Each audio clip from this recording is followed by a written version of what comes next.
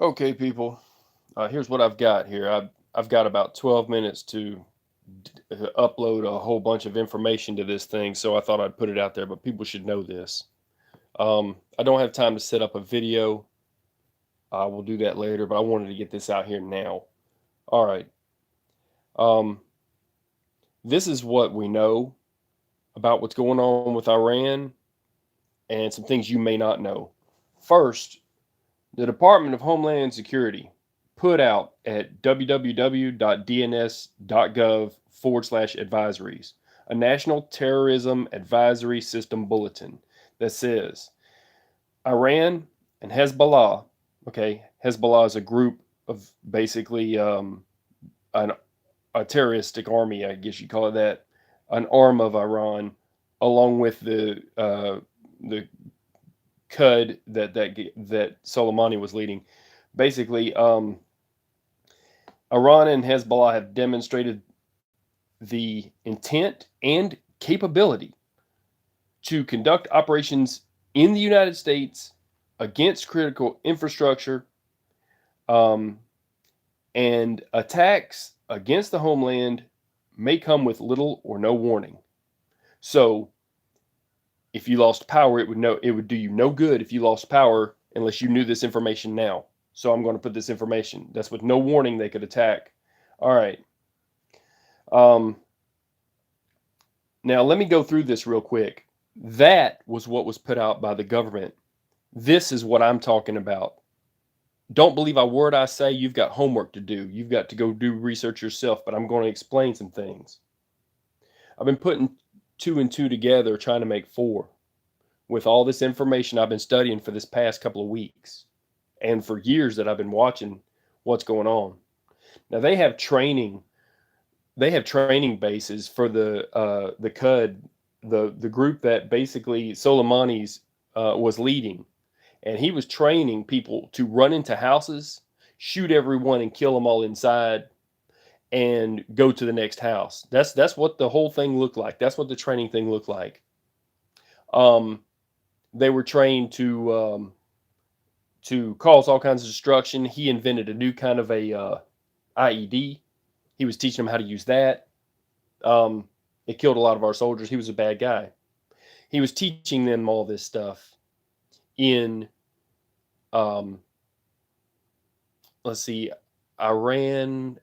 I have to look at all the countries. Jordan. He was all over the place. There was all these different countries that he's teaching them in, and so all those people that have been trained under him, there's videos of them kissing him on the cheek and all. They've got a lot of allegiance to him, and as it just so happens, his daughter is on television now saying that she is sure that her uncle, his brother, who's now the leader of, has been the leader of Hezbollah, is going to um, take vengeance on the United States.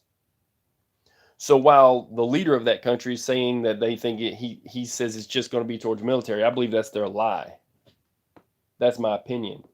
And her saying that her uncle is the leader of Hezbollah and she's sure he's going to do something, and um,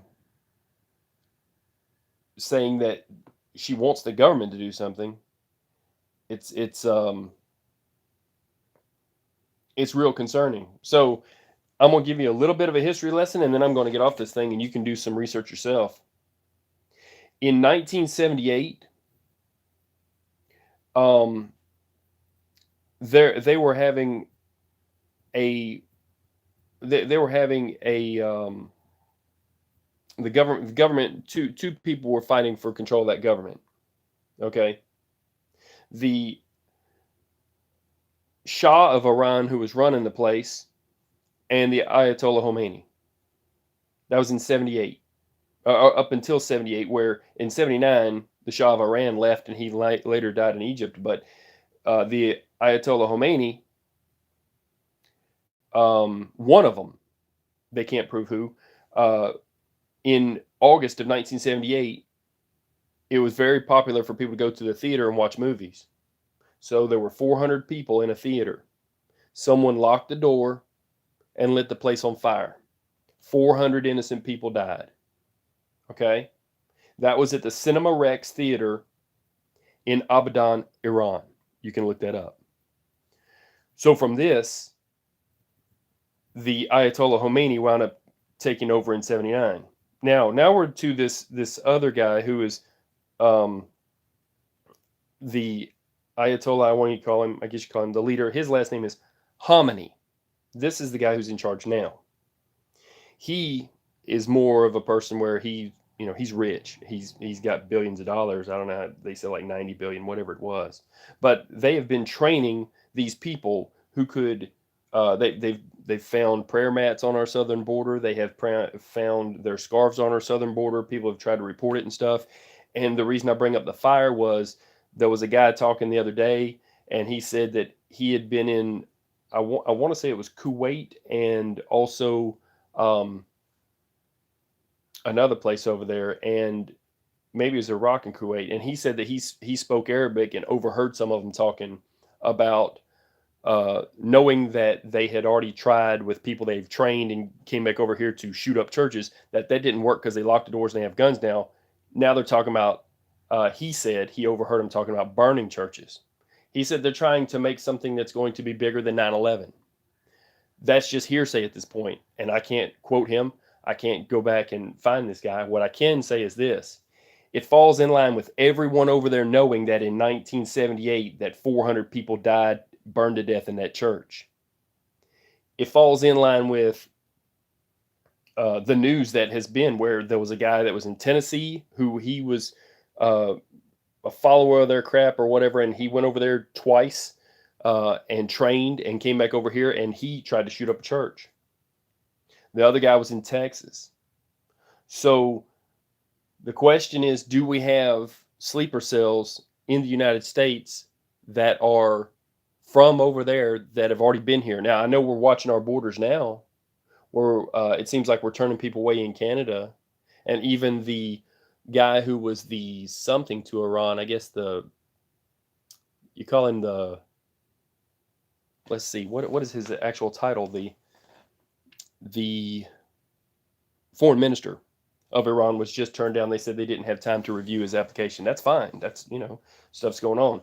They said for all of non-essential personnel, all Americans, basically, period, to get out of Iraq. Iraq's parliament voted, it was a non-binding agreement because the Shia and it was only one group of them. There was two other groups that weren't there. And even then they have to give us a year to get out. And then, they said they would have to pay us back for the base and all this. So we're not leaving. We're actually sending more people over there. But what we're looking at, though, is the possibility of having someone here. They want to say it would be cyber attacks.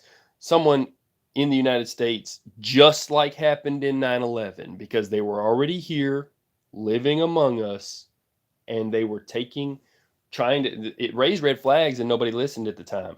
They were trying to learn how to fly a plane, learn how to take off and learn how to fly, but not learn how to land. That threw up a red flag. They're like, why would you not want to land? How you got no, you'll die if you don't land, right? Well, that's what threw up a red flag. They reported it. It didn't quite get worked on. We have a different system now. There's a lot more communication, but those people were already here.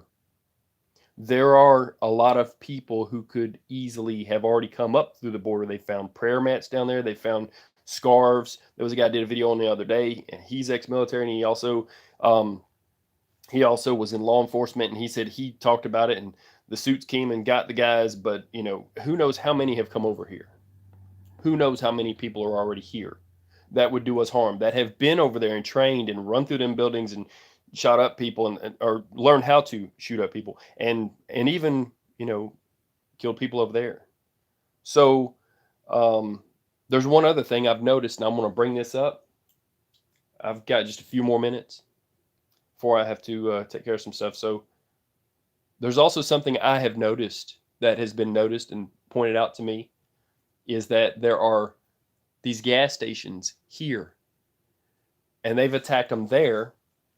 But there was one place they attacked. They put their cars in the road. That was over in Iran. But there are these gas stations here older gas stations that are really not worth even fixing up, have put in these new steel barriers in front of their gas station. It's always the guys that are from foreign countries that have done this, okay?